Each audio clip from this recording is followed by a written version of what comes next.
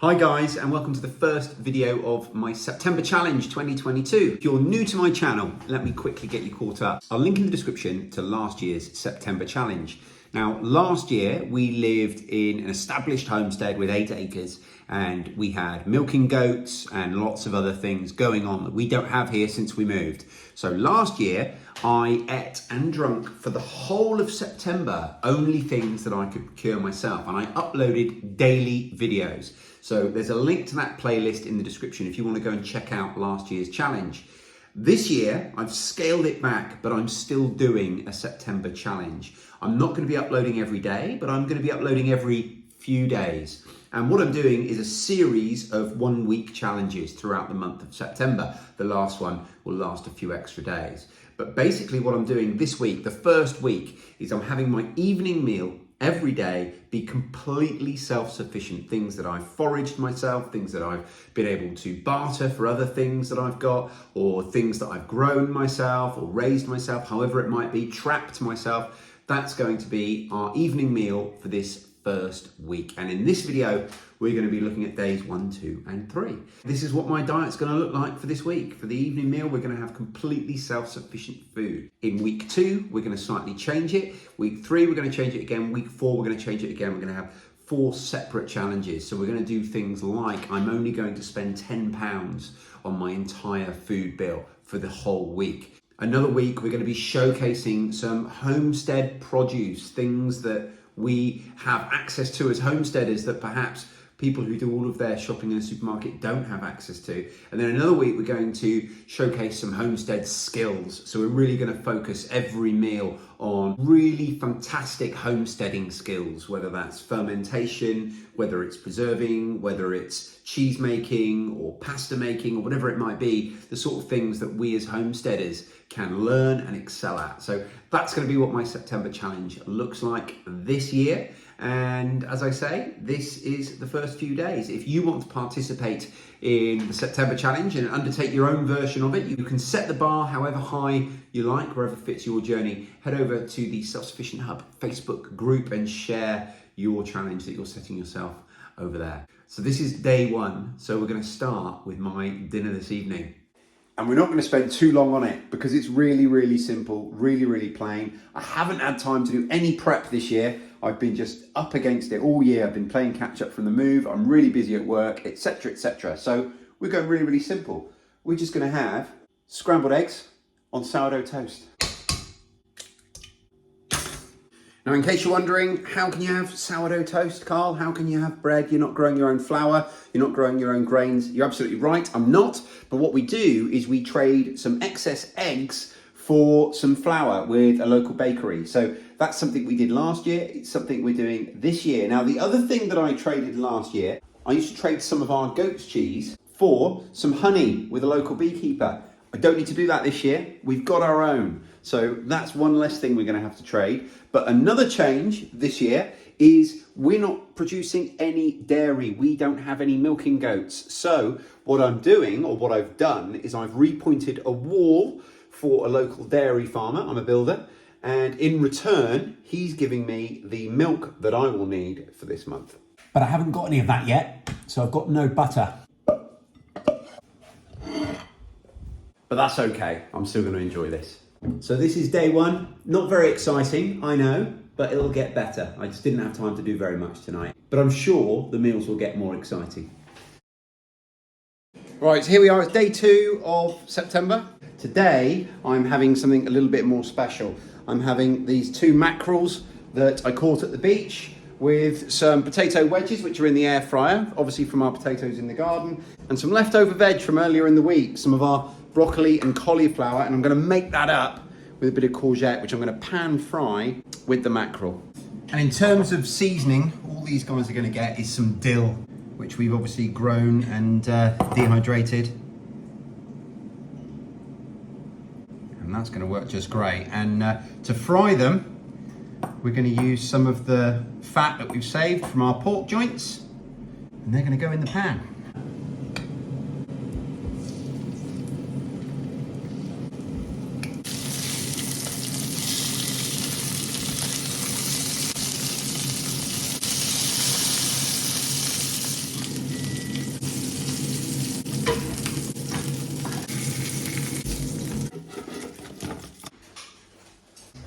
could tell me this doesn't look delicious, but I probably wouldn't believe you. Really looking forward to this. I'm so hungry. That's really good. I learnt my lesson from last year as well. I got more than enough salt to last me for this challenge. I obviously got that from seawater. So one of the things I was worried about is it might be a bit dry. Not to worry. Mackerel is just so full of flavour, but it's also a really oily fish. So it doesn't have that dryness. And then with the courgettes cooked like this, they just trap all of that moisture that's in them. So everything is it's just a delight. I'm really, really happy. This is definitely a success. Catch up with you tomorrow.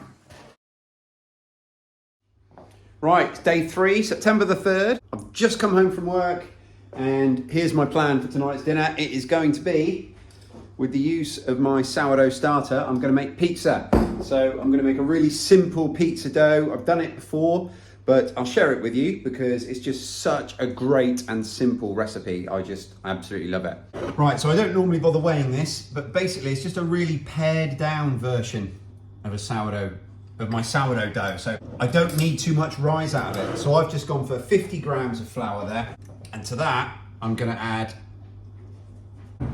200 grams of regular flour, or bread flour in this case, because this is the flour that I got in exchange for my eggs, it's bread flour. So we've got 50 grams of sourdough starter, 200 grams of flour. And I'm not sure how much water I'm going to need with this. Like I said, I don't normally weigh it. So I'm going to reset the scales, mix it, and then tell you how much I put in after. That's about 120 grams of water. Right, now if I was making a sourdough loaf, what we do now is we'd knead this as hard as we could for about 10 or 15 minutes. Then we'd leave it to prove for about half an hour. Then we'd shape it, and then we'd leave it to prove again for about half an hour. Now that's because we do all those things because we want our sourdough to rise. We do all of those things to help it rise. I don't need my pizza dough to rise nearly as much as I do a sourdough loaf. So basically what I'm going to do is a really short version of all of those things. So I'm just going to knead it for a couple of minutes. Okay, so as I was kneading that, it was a little bit wet, so I got my wife to add another 20 or 30 grams of flour. And that's more how I want it. So, okay, so I've been kneading that for about 5 minutes now. So now I'm just going to leave it to prove for half an hour or so, and then we'll basically knock it back, have another quick knead, and then shape it, and we'll be ready to cook. So now I'm going to prep the rest of my ingredients, starting with the tomato sauce. And all I'm going to do is, there's 5 tomatoes here, in case you couldn't count. I'm going to put these in a pan. I'm just going to quarter them, put them in a pan, fry them off with a little bit of oil. Then when I say oil, I mean saved fat. We've got some fat from ham, bacon, other things that we've cooked that I've made. So we're going to use some of that. We're going to basically fry these off and then blitz them up. That's it. That's all I'm doing. I'm keeping the skins on. None of those things bother me. Now, if I had lots and lots of time and lots of tomatoes that I needed to process, I'd probably do all that, and then I'd put them in either the dehydrator on a pan or in the oven on a pan to dry them out a little bit. And that's how you're going to get your real tomato puree. But I'm okay with just blitzed up tomatoes. That's going to be my tomato sauce. And if you're new around here, that fat that's been saved from a ham, that ham is from a pig that I raised, slaughtered, butchered, cured myself. So that counts.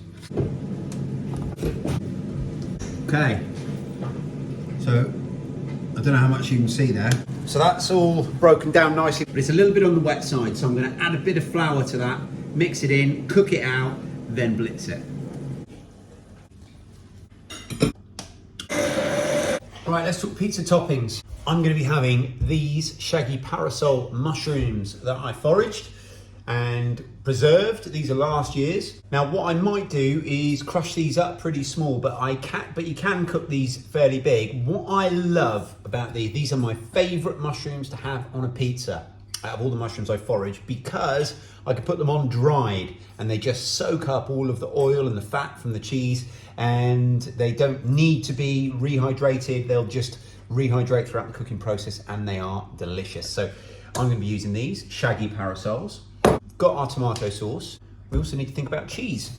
Well, I haven't made any cheese this year, but I have got in the freezer about 12 of these goat's cheese that I made last year still from our own goat's milk. So that's what I'm going to be having on top of this pizza. And I think this one's got a few chives in it.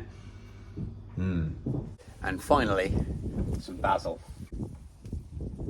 I've just floured the pan so that the pizza base doesn't stick. Now we're going to shape it out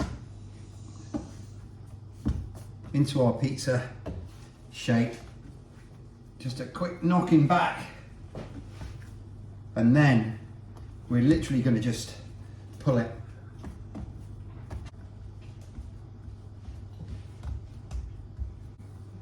And what I've done in the past, I've actually made these in batches and sort of part cooked them. Then you can freeze them. So if you like the idea of these pizza bases and you want to make a few at once, that's a good way to do it.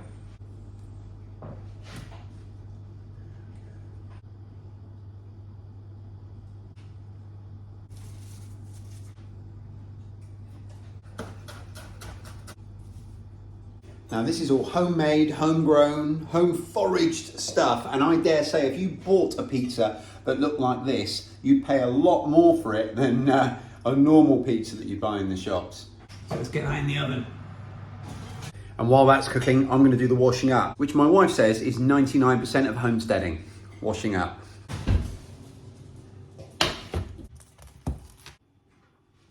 Goat's cheese, wild mushroom, and basil pizza. Taste-wise, really good. Tiny bit dry, could have done with a little bit more of the sauce. And a little bit of olive oil on top wouldn't go amiss, but all things considered, very happy with this. In fact, it doesn't need more sauce, just some sliced tomatoes would have done the trick. To give it that little bit extra moisture, maybe even some courgette.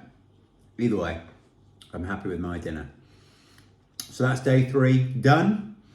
Thanks for following along. And tomorrow, I've got a load of borlotto beans on the side there, dried, that we harvested last year. I'm going to make a dish inspired by the latest episode of the Homesteading UK podcast, one of Mike's recipes. I think he called it a Spanish stew, but I'm going to be doing that with my borlotto beans, and that'll be tomorrow. So I'm going to be rehydrating them overnight. So tune in for that on the next video. Thanks for watching, and let me know, guys, if you would prefer daily updates like I did last year that are a bit shorter, or if you prefer the installments to come like this once every few days. But we are well underway on our September challenge. Thanks for watching. Please make sure that you press that like button, subscribe to my channel, leave a comment down below, all of those good things. Also, if you are interested, if you're a new subscriber, if you're new to the channel, and you'd like to know a little bit more about anything that you've seen me use, perhaps if you'd like a link to my goat's cheese video or the sourdough video, whatever it is you'd like, let me know in the comments and I will give you those links. Thanks for watching. Cheers.